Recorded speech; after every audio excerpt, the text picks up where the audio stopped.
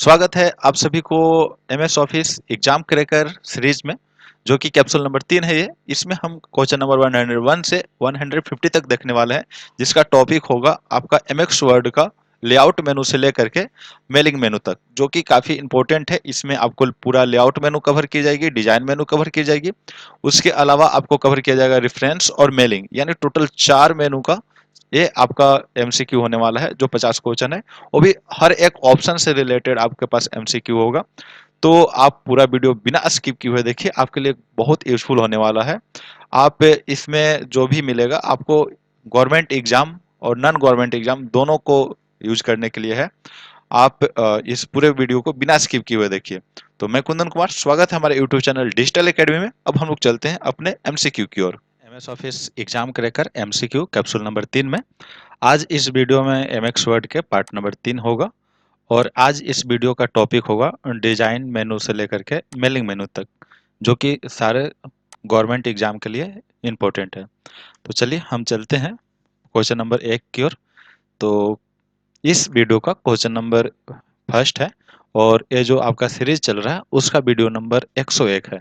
तो इसमें सबसे पहला क्वेश्चन जो आपको मिल रहा है कि एमएक्स वर्ड में पेज बैकग्राउंड विकल्प कहाँ मिलता है, यानी पेज बैकग्राउंड नाम से जो ऑप्शन होता है एमएक्स वर्ड में, वो कहाँ पे हमें मिलती है। तो देखिए हम लोग चलते हैं एमएक्स वर्ड में। एमएक्स वर्ड के डिजाइन मेनू जो आपको यहाँ दिख रहा है, जिसे हम डिजाइन टैब भी कहते हैं, यहाँ पे एक ग्रुप है पेज बैकग्राउंड नाम से।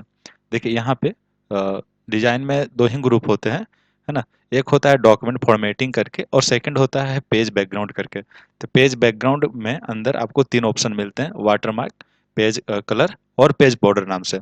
तो यहाँ से हम क्या क्या करते हैं कि यहाँ से हम वाटरमार्क चेंज करते हैं। आगे हमारे इसी वीडियो में क्वेश्चन मिलेगा वाटरमार्क पेज बैकग्राउंड से रिलेटेड सारा क्वेश्चन।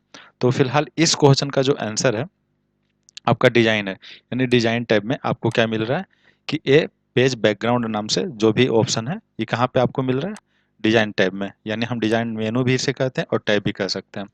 इसके बाद नेक्स्ट क्वेश्चन पे चलते हैं। तो नेक्स्ट क्वेश्चन जो है क्वेश्चन नंबर 102। इसमें क्या मिल रहा है कि वाटरमार्क, इसमें कहा जा रहा है कि वाटरमार्क क्या है। तो वाटरमार्क क्या होता है कि हम जो पेज के बैकग्राउंड में लगाते हैं, जैसे कि अभी आप इस स्लाइड में जो हम प्ले किए हुए हैं, इसमें हमारा चैनल का जो लोगो है एक वाटरमार्क के रूप में है। उसी तरीके से अगर आप एमएक्स वर्ड में काम कर रहे हैं तो इस वाटरमार्क को आप क्लिक कीजिए। उसके बाद यहाँ पे आपके पास एक ऑप्शन ओपन होगा। इस ऑप्शन में आपको दिखेगा वाटरमार्क लगाने के लिए। तो वाटरमार्क के माध्यम से हम पेज के बैकग्राउंड में दो ऑब्जेक्ट को इंसर्ट कर सकते हैं। एक हम इंसर्ट कर सकते हैं पिक्चर को, और सेकंड टेक्स्ट को। तो ये ऑप्शन ओपन होने के बाद आपको यहाँ आना है कस्टम वाटरमार्क पे। तो कस्टम वाटरमार्क पे आप जैसे ही क्लिक करते हैं तो आपके सामने फिर एक विंडो छोटा सा ओपन होगा। इसमें आपको दिखेगा एक नो वाटरमार्क, जो कि कोई वाटरमार्क नहीं, इसे हम काउंट नहीं करते हैं। सेकंड दिखेगा पिक्चर वाटरमार्क, और थर्ड दिखेगा टेक्स्ट वाटरमार्क। यानी हम दो तरीके से वाटरमार्क अप्लाई कर सकते हैं, एक पिक्चर के रूप में, एक टेक्स्ट के रूप में। तो ये जो अप्लाई करते हैं तो ये कहाँ होता है कि पेज के बैकग्राउंड में होता है ना। जो आपका मेन मैटर होता है उसके बैकग्राउंड में होता है। उससे आपके टेक्स्ट यानी आपके मैटर पे किसी प्रकार का कोई परिवर्तन नहीं होता है। तो ये क्या है, इसका ऑप्शन नंबर डी हो गया कि पेज बैकग्राउंड पर हल्का सा टेक्स्ट या इमेज के रूप में आपको बैकग्राउंड के रूप में दिखते रहता है। ऑप्शन नंबर डी आपका सही आंसर है। Next question, question number 103। इसमें क्या कह रहा है कि एमएक्स वर्ड में पेज कलर का उपयोग किसके लिए किया जाता है, यानी एमएक्स वर्ड में जो पेज का कलर होता है उसको उपयोग किसके लिए किया जाता है। तो पेज बैकग्राउंड का कलर बदलने के लिए ऑप्शन नंबर सी यहाँ पे सही होगा। देखिए इसमें क्या है ना, इससे रिलेटेड एक क्वेश्चन और होता है जो बहुत ज़्यादा कंफ्यूज करता है। यहाँ पे देखिए पेज कलर आपको मिलेगा डिजाइन मेनू के ही पेज बैकग्राउंड ग्रुप में। यहाँ से आप नॉर्मली इस पे क्लिक करके कोई भी पेज कलर यहाँ से आप सिलेक्ट कर लीजिए, ये आपके पेज पे अप्लाई हो जाएगा। लेकिन इसके बारे में एक बात आपको याद रखना होगा, वह यह है कि ये जो पेज कलर बदलता है, जो पेज कलर हम अप्लाई किए हैं, ये पेज कलर जो दिख रहा है, ये सिर्फ हमें काम करने के पर्पज से यहाँ पे मिलता है, न कि इसे हम प्रिंट करेंगे तो ये प्रिंट आउट होने वाला है। इसलिए देखिए इसको जब हम कंट्रोल प्लस पी प्रेस करेंगे और ये प्रिंट इसको करने चलेंगे तो इसका जो प्रिंट आउट है, बिल्कुल कलर जो अप्लाई किए थे पेज पे वो हट गया है। तो इससे पता चलता है कि ये सिर्फ काम करने के पर्पज से ही हमें पेज कलर मिलता है। हाँ, आप अगर चाहते हैं कि आपके पेज कलर के साथ आपका प्रिंट आउट हो, तो इसके लिए क्या करना होगा कि आपको इस डॉक्यूमेंट को पीडीएफ फॉर्म में सेव करना होगा। अगर आप पीडीएफ फॉर्म में सेव कर लीजिएगा तो आपका पेज कलर के साथ आपका प्रिंट होगा, अगर आपके पास कलरफुल प्रिंटर हो तो। नेक्स्ट क्वेश्चन पे चलते हैं। नेक्स्ट क्वेश्चन क्या कह रहा है, पेज बॉर्डर का उपयोग किसके लिए किया जाता है? तो पेज बॉर्डर का उपयोग हम करते हैं अपने पेज के चारों तरफ बॉर्डर अप्लाई करने के लिए। जैसे यहाँ पे पेज के चारों ओर बॉर्डर लगाने के लिए हम इसका अप्लाई करते हैं, इसका यूज करते हैं। देखिए ये भी इसी ग्रुप में आपको मिल जाएगा। आप यहाँ पे क्लिक कीजिए, उसके बाद देखिए यहाँ पे आपको मिलेगा बॉक्स। इस पे आप सेलेक्ट कीजिए जिस तरीके का बॉर्डर अप्लाई करना चाहते हैं, उस बॉर्डर को यहाँ से सेलेक्ट कीजिए, बॉर्डर स्टाइल को। उसके बाद यहाँ से आप उस बॉर्डर को किस कलर में अप्लाई करना चाहते हो वो यहाँ से सिलेक्ट कीजिए, और यहाँ पे जो आप अप्लाई कर रहे हैं बॉर्डर, वो जो डिजाइन, उसका कितना साइज होगा, कितना मोटा पतला, यहाँ से आप डिसाइड कर सकते हैं। आप 6 पॉइंट करना चाहते हैं तो और मोटा होगा। उसके अलावा आपके पास यहाँ और भी विकल्प है कि आप जो बॉर्डर चारों तरफ से अप्लाई कर रहे हैं, किसी एक तरफ से हटाना चाहते हैं, रिमूव करना चाहते हैं, तो इस जो ऑप्शन बने हुए हैं यहाँ से आप रिमूव कर सकते हैं। जैसा कि यहाँ पे प्रीव्यू के रूप में हमें दिखता है कि हमारा बॉर्डर कैसे अप्लाई होगा हमारे पेज पे। उसके अलावा और भी इधर साइड में आपको बॉर्डर टाइप दिया हुआ रहता है। उसके बाद यहाँ पे आर्ट के रूप में भी बॉर्डर है, आप इस पे क्लिक करके कोई आर्ट भी सिलेक्ट करके आप अप्लाई कर सकते हैं। जैसे कि अगर हम ये आर्ट यूज करना चाहते हैं, ये थोड़ा सा अ, ये यूज करना चाहते हैं, और इसका साइज यहाँ से डिसाइड कर सकते हैं कि हम कितना बड़ा कितना छोटा यहाँ से हम इसे अप्लाई करना चाहते हैं। ये भी आप कम बेसी यहाँ से साइज कर सकते हैं अपने सुविधानुसार, है ना। उसका सिंपल आप ओके पे क्लिक कर दीजिएगा तो आपके पेज पे ये बॉर्डर अप्लाई हो जाएगा। तो इस तरीके से क्या हो गया कि हम इसका ऑप्शन नंबर सी हमारा सही आंसर है, कि हम पेज बॉर्डर का उपयोग करते हैं हम अपने पेज के चारों तरफ बॉर्डर अप्लाई करने के लिए। नेक्स्ट क्वेश्चन है, नेक्स्ट क्वेश्चन हमारे सामने है क्वेश्चन नंबर 105। डिजाइन टैब में क्या क्या शामिल है? तो डिजाइन टैब में क्या क्या शामिल है, हमने देखा कि ये जो डिजाइन टैब था इसमें आपका शामिल था थीम, उसके बाद colour font effect page background, इतना हमारे पास शामिल था किसमें, डिजाइन में। तो ये डिजाइन में देखिए यहाँ पे थीम था, यहाँ पे कलर था, फॉन्ट था, पैराग्राफ स्पेसिंग था, इफेक्ट था, सेट डिफॉल्ट था, और पेज बैकग्राउंड में हमारे पास 3 ऑप्शन थे। ये हमें डिजाइन टैब में हमें मिला। तो इसका जो सही आंसर हो जाएगा, इसका सही आंसर हो जाएगा ऑप्शन नंबर डी। नेक्स्ट चलते हैं, नेक्स्ट क्वेश्चन की ओर चलते हैं। तो क्वेश्चन नंबर 106, यानी डॉक्यूमेंट फॉर्मेटिंग। यहाँ पे हमें दिख रहा है क्या कि डॉक्यूमेंट फॉर्मेटिंग का उपयोग किसके लिए किया जाता है? तो डॉक्यूमेंट फॉर्मेटिंग का उपयोग हम करते हैं डॉक्यूमेंट में किसी तरीके का इफेक्ट या फॉर्मेटिंग अप्लाई करने के लिए। इसका ऑप्शन नंबर आपका सी सही आंसर है। नेक्स्ट क्वेश्चन है क्वेश्चन नंबर 107। 107 क्वेश्चन में हमें क्या देखने को मिल रहा है, यहाँ पे थीम इफेक्ट का क्या कार्य है? जो थीम इफेक्ट वो भी डॉक्यूमेंट पे कोई इफेक्ट है, जैसे टेक्स्ट इफेक्ट अप्लाई करना होता है, वो अप्लाई करने के लिए हमें अप्लाई करना होता है। सिंपल है, ये हम पिछले वीडियो में भी देखे थे और इसमें भी देखे हैं। नेक्स्ट है पेज बैकग्राउंड में क्या क्या होता है, तो हम अभी जस्ट देखें कि वाटर मार्क होता है, पेज कलर होता है, और पेज बॉर्डर होता है। नेक्स्ट है क्वेश्चन नंबर 107, वाटर मार्क के प्रकार कौन कौन से हैं? तो पिक्चर वाटरमार्क और टेक्स्ट वाटरमार्क हमने जस्ट अभी देखा पिछले वीडियो में। इसका ऑप्शन नंबर ए हमारा सही आंसर है। नेक्स्ट क्वेश्चन है पेज बॉर्डर में कौन कौन से स्टाइल होते हैं? तो इसमें कस्टम होता है, शो डाउन होता है, और बॉक्स होता है। ये भी हम अभी जस्ट देखें। इसका ऑप्शन नंबर सी सही आंसर है।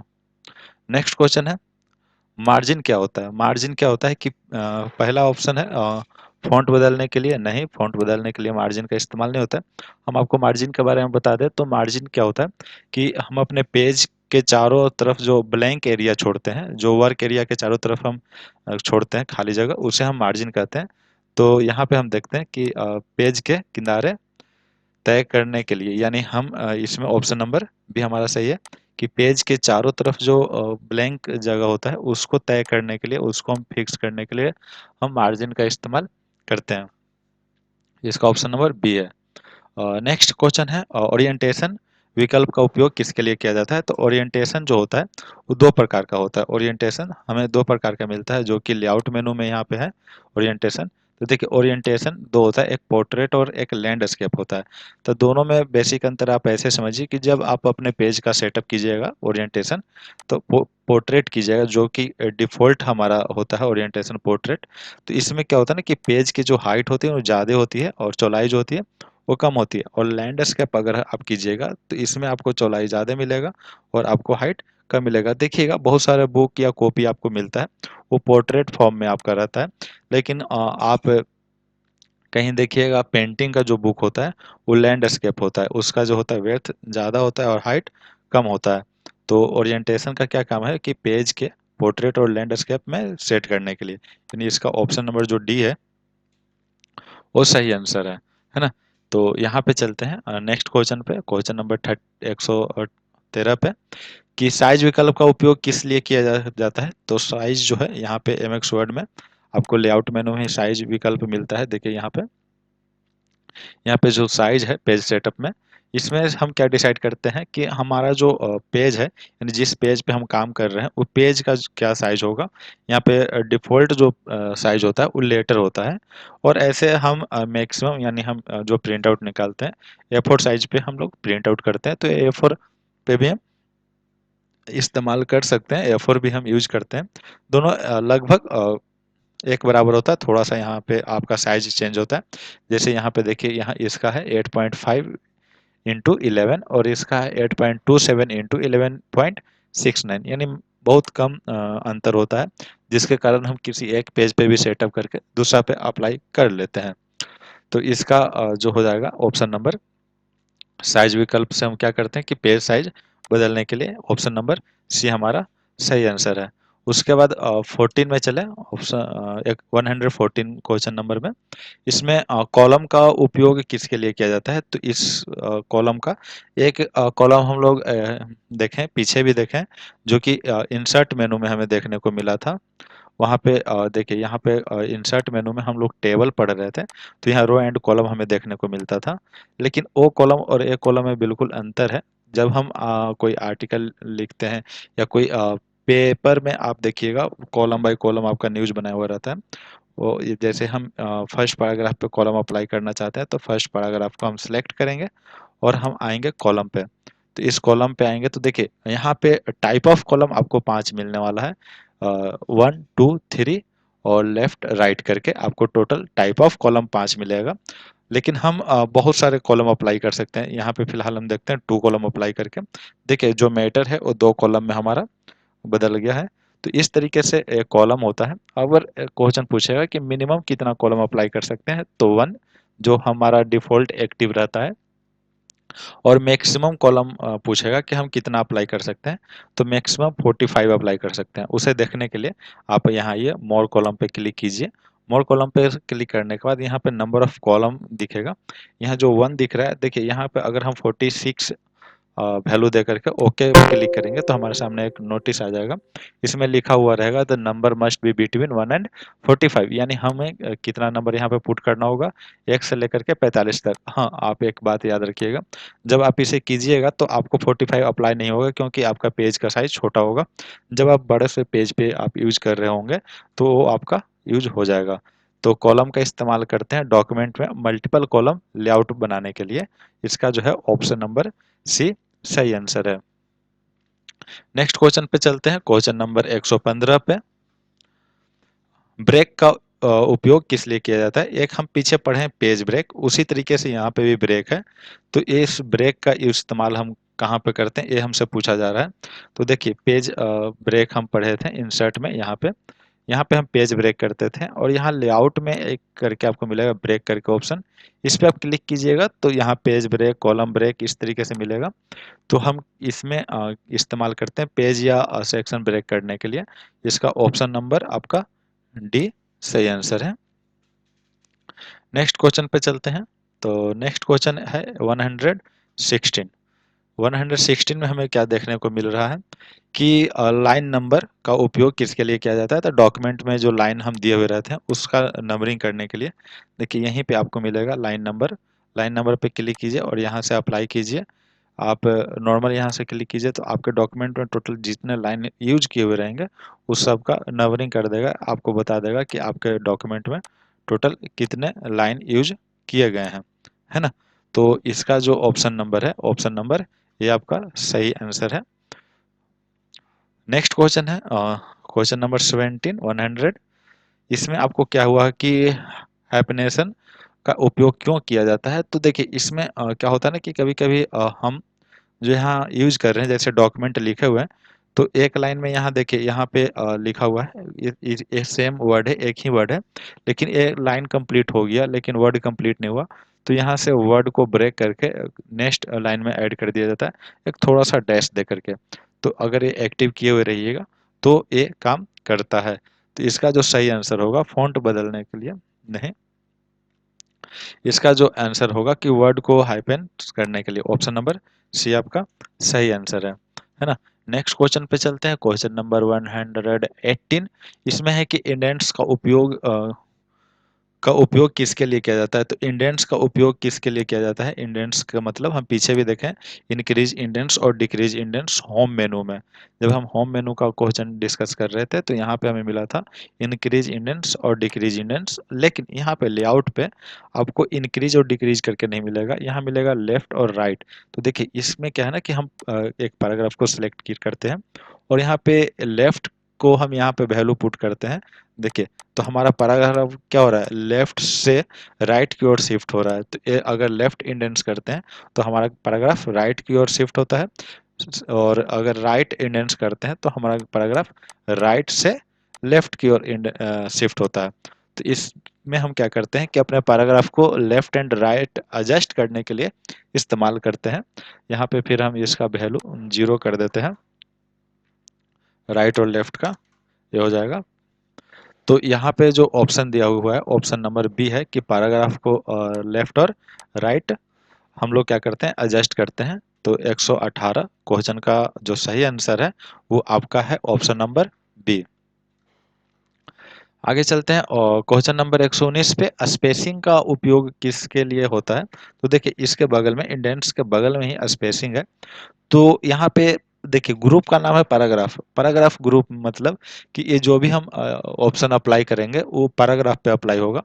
तो हम एक पैराग्राफ दो पैराग्राफ के जैसे जो हम सेलेक्ट किए हुए हैं यहाँ पे बिफोर है, अगर यहाँ पे बिफोर पैराग्राफ करेंगे तो जो हम सेलेक्ट किए हुए रहेंगे ना उसके पहले स्पेस ऐड होगा। देखिए यहाँ पे स्पेस ऐड हो रहा है आपको दिख रहा है। उसी तरीके से आफ्टर करेंगे तो इस पैराग्राफ के आफ्टर में स्पेस जो होगा वो ऐड होता है। तो हम यहाँ पे यूज करते हैं बिफोर एंड आफ्टर, यानी पैराग्राफ के पहले और बाद में जो लाइन होता है स्पेस होता है उसे ऐड करने के लिए। तो ऑप्शन नंबर डी है, पैराग्राफ के ऊपर नीचे स्पेस जोड़ने के लिए हम क्या करते हैं, स्पेस ऑप्शन का इस्तेमाल करते हैं यहाँ पे। नेक्स्ट क्वेश्चन है अरेंज ग्रुप में शामिल है, जो अरेंज ग्रुप है उसमें क्या क्या शामिल है वो यहाँ पे देखिए। तो देखिए अरेंज ग्रुप में क्या क्या शामिल है, ये जो ग्रुप है अरेंज, तो इसमें पोजीशन है, रैप टेक्स्ट है, ब्रिंग फॉरवर्ड है, सेंड बैकग्राउंड है, सिलेक्शन पेन है और बहुत सारे हैं। देखते हैं हमारे पास ऑप्शन में क्या क्या है। तो एक पोजीशन है ये है, तो रैप टेक्स्ट भी है, ब्रिंग फॉरवर्ड और सेंड बैकग्राउंड, ये सारे जो होता है अरेंज में होता है। तो हम यहाँ से ये ऑप्शन नंबर ए सही है। यहाँ पे आपको और भी क्या मिल रहा है कि फ़ॉन्ट होता है, तो फ़ॉन्ट नहीं होता है, टेबल चार्ट नहीं होता है, पेज नंबर और हेडर नहीं होता है। तो ये ऑप्शन नंबर बी और डी, बी से लेकर डी तक कोई ऑप्शन सही नहीं है। तो यहाँ पे ऑप्शन नंबर ए आपका सही है। ओके, चलते हैं नेक्स्ट क्वेश्चन की ओर। नेक्स्ट क्वेश्चन की ओर चलते हैं तो क्वेश्चन नंबर 121, ये हमें क्या कह रहा है कि रैप टेक्स्ट का उपयोग किसके लिए किया जाता है। तो रैप टेक्स्ट का उपयोग देखिए कहाँ होता है, जैसे हम आगे हैं यहाँ पे अपने डॉक्यूमेंट में, इसके लिए कोई ऑब्जेक्ट आपको लेना होगा। जैसे यहाँ पे हम एक ऑब्जेक्ट लिए हुए हैं पिक्चर के रूप में और एक लिए हुए हैं यहाँ पे शेप के रूप में। तो रैप जो टेक्स्ट है इससे क्या करते हैं ना कि ऑब्जेक्ट और टेक्स्ट के बीच में कॉम्बिनेशन बनाते हैं, है ना। जैसे इसमें क्या आपको देखने को मिल रहा है कि जैसे जैसे हम पिक्चर हम मूव कर रहे हैं वैसे वैसे क्या हो रहा है कि टेक्स्ट अरेंज उसके अनुसार एडजस्ट हो रहा है ना। तो ये हम करते हैं यहीं रैप टेक्स्ट से। आप किसी भी ऑब्जेक्ट को सिलेक्ट हुए रहिएगा, इसके टॉप राइट में भी आपको ये मिलेगा ऑप्शन, इससे भी आप एडजस्ट कर सकते हैं, ठीक है। तो इसमें हम ऑब्जेक्ट और टेक्स्ट के बीच में हम क्या करते हैं कि अरेंज करते हैं। तो इसका जो सही आंसर मिलेगा ऑप्शन नंबर सी है कि ऑब्जेक्ट के आसपास जो टेक्स्ट होता है उसे हम क्या करते हैं, अरेंज करते हैं, है ना। तो ऑप्शन नंबर सी इसका सही आंसर है। नेक्स्ट क्वेश्चन की ओर चले तो नेक्स्ट क्वेश्चन है 122। ग्रुप विकल्प किसके लिए होता है। तो देखिए ग्रुप विकल्प जो होता है दो ऑब्जेक्ट को एक बनाने के लिए, जैसे देखिए ये दो ऑब्जेक्ट था, ये दोनों ऑब्जेक्ट को हमको क्या करना है कि एक बनाना है। तो ये दोनों ऑब्जेक्ट को हमें एक बनाने के लिए ग्रुप का इस्तेमाल होना करना पड़ेगा। तो उसके लिए सबसे पहले किसी एक ऑब्जेक्ट को आप सेलेक्ट कीजिए, फिर कंट्रोल के साथ सेकंड ऑब्जेक्ट को सिलेक्ट कीजिए, तो दोनों आपका सेलेक्ट हो जाएगा। उसके बाद आप चलिए ग्रुप में, जो यहाँ पे मिल रहा है आपको ग्रुप में जल के, और ग्रुप पे क्लिक कर दीजिएगा। तो ये दो जो शेप था, जो ऑब्जेक्ट था दो गो, वो दोनों क्या होना एक हो गया। अब दोनों जहां जाएगा एक साथ जाएगा। तो ये हम ग्रुप का इस्तेमाल करते हैं। यानी हम कह सकते हैं कि एक से अधिक ऑब्जेक्ट को हम मर्ज कर देते हैं, एक बना देते हैं, एक पिक्चर बना देते हैं। फिर अलग करने के लिए सिंपल है, आप इसे सेलेक्ट कीजिए और ग्रुप पे जाइए और इस पे अनग्रुप पे क्लिक कर दीजिए और एक बार बाहर क्लिक करके फिर आप किसी एक ऑब्जेक्ट पे क्लिक करके आप उसे अपने अनुसार मूव कर सकते हैं। तो इसका जो सही आंसर होगा ऑप्शन नंबर डी होगा। ऑप्शन नंबर डी क्या है कि मल्टीपल ऑब्जेक्ट को एक साथ ग्रुप करने के लिए हम लोग करते हैं। यानी हम एक से अधिक जो ऑब्जेक्ट होता है उसको क्या करते हैं, एक कर देते हैं। नेक्स्ट क्वेश्चन पे चलते हैं। तो क्वेश्चन नंबर 23 है। 23 क्या कर रहा है, रोटेट विकल्प का उपयोग क्यों करते हैं। तो ये तो बहुत इजी है कि हम किसी भी ऑब्जेक्ट को रोटेट करने के लिए, घुमाने के लिए ऑप्शन नंबर सी हमारा सही आंसर है ना। उसके बाद आगे चलते हैं क्वेश्चन नंबर 124 में। अरेंज ग्रुप का ग्रुप में ब्रिंग फॉरवर्ड का उपयोग क्यों करते हैं। तो ब्रिंग फॉरवर्ड जैसा नाम वैसा काम। जैसे दो ऑब्जेक्ट रहेगा, देखिए दो ऑब्जेक्ट था हमारे पास और एक ऑब्जेक्ट जो पीछे है उसको आगे लाने के लिए हम ब्रिंग फॉरवर्ड का इस्तेमाल करते हैं। उसके लिए पीछे वाला को पहले सेलेक्ट कर लेंगे और यहाँ पे ब्रिंग फॉरवर्ड पे हम क्लिक कर देंगे। तो देखिए पीछे जो था वो आगे आ गया और इसका जस्ट अपोजिट काम होता है सेंड बैकग्राउंड।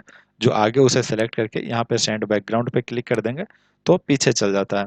तो इस तरीके से हम इसका इस्तेमाल करते हैं अरेंज ग्रुप में ब्रिंग फॉरवर्ड के। ऑब्जेक्ट को फॉन्ट बदलने के लिए नहीं, ऑब्जेक्ट को ऊपर लाने के लिए हाँ, बिल्कुल ये सही आंसर है। ऑप्शन नंबर बी आपका सही आंसर है। नेक्स्ट चलते हैं। तो नेक्स्ट जो क्वेश्चन है क्वेश्चन नंबर 125।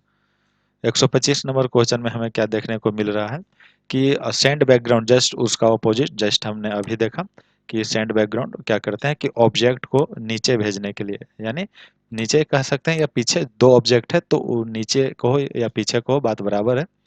हम ऑब्जेक्ट को पीछे बैकग्राउंड में भेजने के लिए इस्तेमाल करते हैं बैकवर्ड का। नेक्स्ट क्वेश्चन है लेआउट टैब का इस्तेमाल हम क्यों करते हैं। तो लेआउट जो हम टैब पढ़ रहे थे अभी तक, जो हमने जितना ऑप्शंस और क्वेश्चन अभी हमने देखा मार्जिन से लेकर के यहाँ तक, वो सारा का सारा लेआउट ग्रुप में ही हमने देखा। तो इसमें हमने क्या देखा, इसमें पेज सेटअप हमने देखा और ऑब्जेक्ट को अरेंज करना देखा। उसके बाद हमने देखा पैराग्राफ में इंडेंट्स अप्लाई करना और पैराग्राफ में स्पेस यूज करना। तो इसके अनुसार आपका ऑप्शन नंबर डी सही आंसर होगा कि पेज सेटअप और ऑब्जेक्ट अरेंजमेंट के लिए हम इस्तेमाल किए हैं लेआउट मेनू को, है ना। तो उसके बाद नेक्स्ट है, नेक्स्ट क्वेश्चन 127 नंबर क्वेश्चन क्या करता है कि टेबल ऑफ कंटेंट का उपयोग किसके लिए होता है। तो टेबल ऑफ कंटेंट का उपयोग जो होता है बहुत ही इंपॉर्टेंट होता है। जैसे कि आपका आ जाएगा कहाँ पे, देखिए एमएक्स वर्ड के रेफरेंस मेनू में आएगा। रेफरेंस मेनू का सबसे पहला जो ग्रुप होता है टेबल ऑफ कंटेंट का होता है। तो टेबल ऑफ कंटेंट को समझते हैं। ये इसका इस्तेमाल होता है किसी भी बुक में, जैसे हम कोई भी बुक हम बनाते हैं तो बुक में जितने चैप्टर होते हैं उस सारे चैप्टर का जो हम लिस्टिंग करते हैं स्टार्टिंग में, पेज के सॉरी बुक के शुरुआत में, तो हम देते हैं ना विषय सूची, या इंग्लिश में कहें तो कंटेंट। हम देखते हैं कि चैप्टर नंबर 1 नाम ये होता है, उसके सामने पेज नंबर दिया हुआ रहता है। चैप्टर नंबर 2 उसका नाम और उसका पेज नंबर दिया हुआ रहता है। इस तरीके से जो हम लिस्ट बनाते हैं ना, वो हम टेबल ऑफ कंटेंट की मदद से बनाते हैं। तो इसमें हम क्या करते हैं कि हम डॉक्यूमेंट में सेशन की सूची, हाँ इसमें हम, ये फर्स्ट नंबर ऑप्शन सही होगा कि इसमें हम क्या करते हैं कि जो भी जितना भी चैप्टर्स होते हैं उसका हम लिस्ट बनाते हैं यहाँ पे। नेक्स्ट है, नेक्स्ट जो क्वेश्चन है, क्वेश्चन नंबर 128, फुट नोट और एंड नोट का उपयोग किसके लिए करते हैं? तो यहाँ पे हम रेफरेंस और नोट्स जोड़ने के लिए करते हैं अपने डॉक्यूमेंट में, दोनों का काम सेम होता है। यहाँ पे देखिए फुट नोट और यहाँ एंड नोट है, दोनों का काम क्या होता है कि नोट्स या कोई नोटिफिकेशन ऐड करने के लिए अपने किसी भी पैराग्राफ से रिलेटेड, दोनों में बस बेसिक अंतर यह है लोकेशन को लेकर के कि अगर आप फुट नोट अप्लाई कीजिएगा तो जिस पेज में आप फुट नोट अप्लाई कीजिएगा उसी पेज के बॉटम में आपका नोटिफिकेशन ऐड करने का विकल्प देता है, ऑप्शन देता है। और सेकंड, अगर एंड नोट आप यूज कीजिएगा तो क्या करता है कि वो आपका डॉक्यूमेंट के लास्ट में, एंड नोट मतलब डॉक्यूमेंट के लास्ट में आपको ऑप्शन देता है नोटिफिकेशन ऐड करने के लिए। काम एक होता है, पोजीशन अलग अलग होता है, बस फुट नोट पेज के लास्ट में, एंड नोट डॉक्यूमेंट के लास्ट में। तो इसलिए इसका जो है सही आंसर हो जाएगा आपका option number C. Option number C इसका सही आंसर है। नेक्स्ट क्वेश्चन, क्वेश्चन नंबर 129, इसमें है कि इंसर्ट सिटीजन का इस्तेमाल हम लोग क्यों करते हैं? तो इंसर्ट सिटीजन का इस्तेमाल देखिए, इसी के बगल में आपको मिलेगा इंसर्ट सिटीजन। तो इसे हम कह सकते हैं कि आप अगर अपने बुक में किसी दूसरे बुक या किसी अदर सोर्स से आप लाए हुए हैं कोई भी मैटर, कोई भी पैराग्राफ, तो इसमें आपको बताना पड़ता है कि आप कहाँ से लाए हैं, और जो कोई भी लाए हैं, अगर आप इसमें नहीं बताइएगा कि हम कहाँ से लाए हैं और आप किसी दूसरे बुक से चोरी करके लाए हैं, तो उस पे, उस दरमियान आप पे कॉपीराइट का आप पे केस किया जा सकता है। उससे बचने के लिए हम वहाँ पे दे देते हैं, है ना, यानी रेफरेंस ऐड करते हैं कि हम कहाँ से लाए हैं। तो इसका ऑप्शन नंबर डी हमारा सही आंसर था। नेक्स्ट क्वेश्चन है क्वेश्चन नंबर 130, इसमें क्या कर रहा है कि मैनेज सोर्स, यानी जो सोर्स अभी हम इंसर्ट सिटीजन के माध्यम से लाए हैं उसको मैनेज करने के लिए, सिटीजन और सोर्स को मैनेज करने के लिए हम लोग इसका इस्तेमाल करते हैं मैनेज सोर्स के रूप में। तो ये ऑप्शन नंबर बी आपका सही आंसर है। Next question 131 number, bibliography. Bibliography जो होता है कि इंसर्ट सिटीजन का एक हिस्सा होता है। जैसे हम इंसर्ट सिटीजन यूज कर रहे थे, तो हम क्या कर रहे थे कि जहाँ से लाए थे वहाँ पे तो हम बता ही रहे थे कि हम कहाँ से लाए, किस सोर्स से लाए हैं। तो जहाँ हम इंसर्ट करते हैं ना इंसर्ट सिटीजन, वहाँ पे शॉर्ट इन्फॉर्मेशन होता है, लेकिन बिब्लोग्राफी से हम डॉक्यूमेंट के एंड में जा करके बिब्लोग्राफी दे करके हम उसे पूरा क्लियर करते हैं कि हम जो डॉक्यूमेंट में रेफरेंस लाए थे वो पूरा डिटेल्स रहेगा। कि मान लेते हैं फॉर एग्जांपल बुक से हम लाए थे, तो वो बुक का नाम, ऑथर का नाम, पब्लिक जो किया उसका नाम, कब निकला, टाइटल बुक का, टोटल इन्फॉर्मेशन हमें देना होता है, यानी डॉक्यूमेंट के रेफरेंस को पूरा लिस्ट हमें बनाना होता है। तो इसका ऑप्शन नंबर सी सही आंसर है। नेक्स्ट क्वेश्चन है क्वेश्चन नंबर 132। 132 क्वेश्चन में क्या है कि कैप्शन का उपयोग क्यों करते हैं? तो इसमें क्या होता है ना कि कैप्शन, जैसे यहाँ पे आपको मिलेगा कैप्शन, तो इसमें जैसे कि आप बहुत सारे बुक में देखते होंगे कि जो फिगर दिया हुआ रहता है या कोई टेबल दिया हुआ रहता है, तो उसका क्या होता है, नंबरिंग दिया हुआ रहता है कि figure number 1, table number 1, equation number 1। तो यहाँ से हम क्या करते हैं, उसका नंबरिंग देते हैं। तो टेबल या कोई फिगर वगैरह होता है उसका हम क्या करते हैं, टेबल और फिगर के लिए टाइटल जोड़ते हैं, यानी उसका टाइटल ही हो गया कि पिक्चर नंबर 1 है, पिक्चर नंबर 2 है, इस तरीके से, या टेबल नंबर 1 है, टेबल नंबर 2 है। तो ये हो गया ऑप्शन नंबर डी आपका यहाँ पे सही आंसर हो जाएगा। नेक्स्ट क्वेश्चन है क्वेश्चन नंबर 133। इसमें क्या आपको मिल रहा है कि इंसर्ट टेबल ऑफ फिगर्स। इसमें क्या होता है कि जो आप फिगर नंबर दिए हुए रहते हैं ना, जो फिगर नंबर आप अभी जस्ट पीछे वाला क्वेश्चन में क्या था कि उससे हम क्या करते थे कि पिक्चर का हम नंबरिंग देते थे। और इसमें क्या है ना कि जितना पिक्चर का हम नंबरिंग दिए हुए हैं ना, वो सारे पिक्चर को हम एक जगह लिस्टिंग कर सकते हैं उस चैप्टर के शुरुआत में, या हम कह सकते हैं बुक के शुरुआत में, उसका सबको लिस्टिंग कर सकते हैं। यानी जो हमने फिगर यूज किया है नीचे, है ना, उसका लिस्ट बनाने के लिए करते हैं एक जगह, कहीं पे भी आप लिस्ट बना सकते हैं। और वो पेज नंबर भी बताएगा कि पिक्चर नंबर 1 किस पेज में है, पिक्चर नंबर 2 किस पेज में है। तो इसके लिए हम इसका इस्तेमाल करते हैं। नेक्स्ट क्वेश्चन है क्वेश्चन नंबर 134। इसमें क्या है, क्रॉस रेफरेंस का इस्तेमाल हम करते हैं डॉक्यूमेंट में रेफरेंस लिंक जोड़ने के लिए।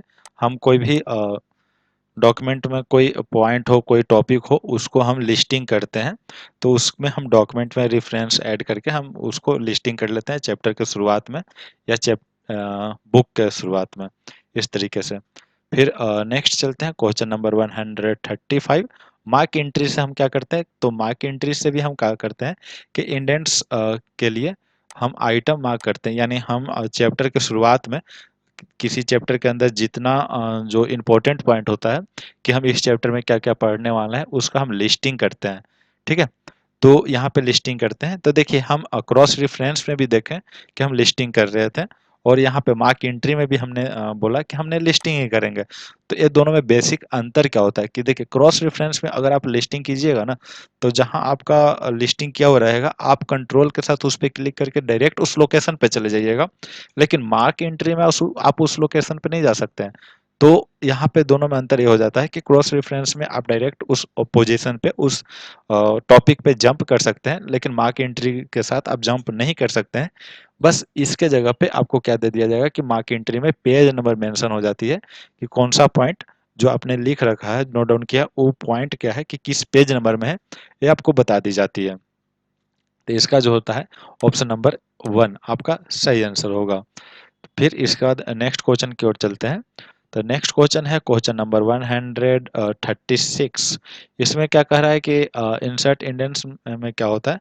तो देखिए इंसर्ट हमने पूरा एक एक ऑप्शन को यहाँ से क्लियर करते हुए चले हैं। तो इंसर्ट इंडेंट्स में वही होता है जो हम मार्क एंट्री किए हुए रहते हैं, अप्लाई किए हुए रहते हैं, उसको हम लिस्ट बना देते हैं। हम डॉक्यूमेंट के शुरुआत में हम उसका लिस्ट बना देते हैं। तो इसका डॉक्यूमेंट इंडेंट्स होता है ऑप्शन नंबर सी, कि डॉक्यूमेंट में इंडेंट्स इंसर्ट करने के लिए ही यूज होता है। बस पिछले वाला में हम बस मार्क बना के छोड़ दिए थे, और इसके माध्यम से इंसर्ट इंडेंट्स के माध्यम से उसको हम लिस्ट बना लेते हैं, उसका हम लिस्ट तैयार कर देते हैं चैप्टर के शुरुआत में। Next question, question number 137। क्या कह रहा है कि रेफरेंस टेबल में क्या क्या किए, जैसे हम अभी जितने भी क्वेश्चन हम प्रीवियस में को डिस्कस किए थे, पूरा रेफरेंस मेनू का एक एक ऑप्शन हमने यहाँ पे डिस्कस किया है, एक भी क्वेश्चन नहीं छूटा है।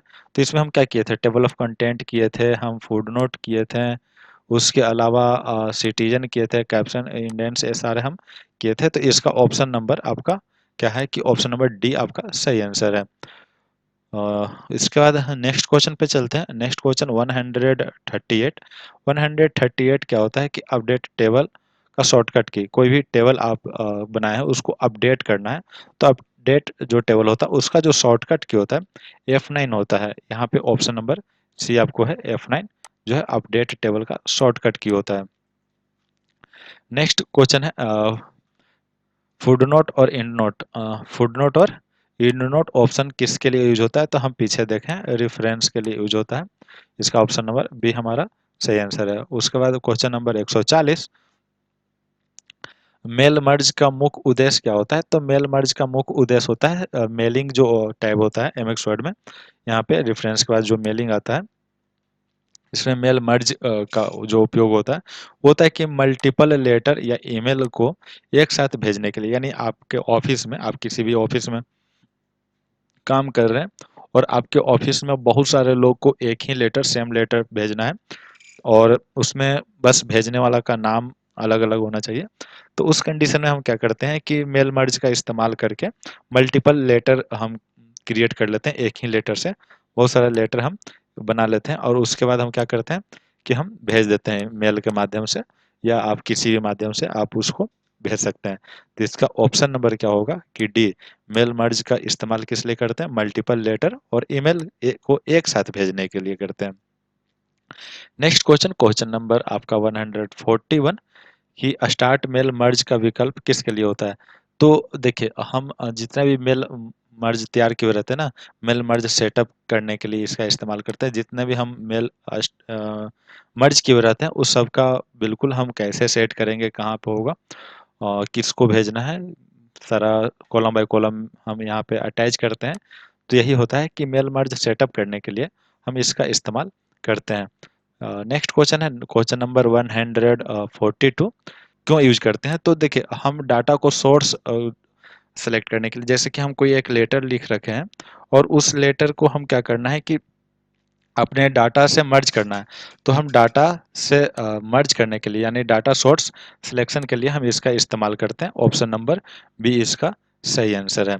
नेक्स्ट क्वेश्चन पे चलते हैं, क्वेश्चन नंबर 143। इसमें क्या है कि इंसर्ट मर्ज फील्ड का उपयोग किसके लिए किया जाता है? तो इसमें जो किया जाता है कि डॉक्यूमेंट में डाटा फील्ड जोड़ने के लिए हम जो लेटर रेडी कर रखे हैं उसमें हम कोई डाटा ऐड करना चाहते हैं, तो इस माध्यम से हम उसमें ऐड कर लेते हैं। इसका ऑप्शन नंबर सी आपका सही आंसर है। Next question, question number 144, preview result. Preview result हम किस लिए यूज करते हैं? तो जो मेल मर्ज का प्रीव्यू देखने के लिए कि जो हम मर्ज किए हुए हैं वो सही तरीके से मर्ज है कि नहीं, उसके बाद प्रीव्यू रिजल्ट आपको मिल जाएगा। देखिए यहाँ पे आपको प्रीव्यू रिजल्ट मिलेगा, यहाँ पे आप क्लिक कीजिएगा इस ऑप्शन पे जब आप मर्ज किए हुए रहिएगा, तो उसके बाद आप प्रीव्यू रिजल्ट कीजिएगा तो आपको रिजल्ट प्रीव्यू हो जाएगा। फिर उसके बाद आप फिनिश एंड मर्ज कर दीजिएगा तो आपका क्या होता है कि वो फिनिश हो जाएगा जो भी आप मेलिंग मर्ज कर रहे होते हैं। नेक्स्ट क्वेश्चन है question number 145। Finish and merge का उपयोग क्यों करते हैं? तो कोई भी हम फिनिश करने के लिए यानी मेल मर्ज कंप्लीट करने के लिए हम इसका इस्तेमाल करते हैं। Option number D. उसके बाद चलते हैं और नेक्स्ट क्वेश्चन पे कि मेलिंग टैब में क्या क्या शामिल है। तो हम मेलिंग टैब में क्या क्या देखें कि इसमें देखें mail merge, start mail merge और उसके बाद प्रीव्यू, फिनिश, ये सब देखें। तो इसका ऑप्शन नंबर जो होता है ऑप्शन नंबर ये आपका सही आंसर है। नेक्स्ट क्वेश्चन पे चलते हैं, क्वेश्चन नंबर 147। इसमें आपका क्या है कि इन्वेलप का उपयोग किसके लिए किया जाता है? तो जो हम डॉक्यूमेंट बनाए हुए रहते हैं उस डॉक्यूमेंट में इन्वेलप क्रिएट करते हैं। जब आप किसी को ऑफिशियली लेटर भेजते हैं तो आपको डॉक्यूमेंट पे भी प्रिंट आउट करना होता है, तो उसमें आपको क्या करना होता है कि इन्वेलप भी क्रिएट करना होता है साइज वाइज। तो उसके लिए हम डॉक्यूमेंट के लिए हम करते हैं इन्वेलप क्रिएट। उसके बाद नेक्स्ट ऑप्शन है, सॉरी नेक्स्ट क्वेश्चन है 148। लेवल्स का इस्तेमाल क्यों करते हैं? तो एड्रेस के लिए हम करते हैं, एड्रेस लेवल के लिए। तो इसका ऑप्शन नंबर आपका ए सही आंसर है। Next question, question number 149। इसमें क्या कह रहा है कि मेल मर्ज का शॉर्टकट की। तो मेल मर्ज का कोई डिफॉल्ट शॉर्टकट की नहीं होता है, तो इसमें ऑप्शन नंबर बी है कि कोई डिफॉल्ट शॉर्टकट की नहीं होता है मेल मर्ज के लिए। अब आपका आज का लास्ट क्वेश्चन 150 क्वेश्चन कि स्पेलिंग और ग्रामर चेक करने के लिए शॉर्टकट की क्या होता है? तो स्पेलिंग और ग्रामर हम अपने डॉक्यूमेंट में स्पेलिंग और ग्रामर चेक करने का शॉर्टकट की जो होता है वो होता है F7। इसमें ऑप्शन नंबर डी आपका सही है। ये आज का वीडियो का लास्ट था। अगर आपको ये वीडियो अच्छा लगा, यूजफुल लगा, तो वीडियो को लाइक कीजिए, चैनल को सब्सक्राइब कीजिए और अपने दोस्तों को भी शेयर कीजिए, है ना। मिलते हैं फिर अगले वीडियो में क्वेश्चन नंबर 151 के साथ। तब तक के लिए अलविदा, जय हिंद।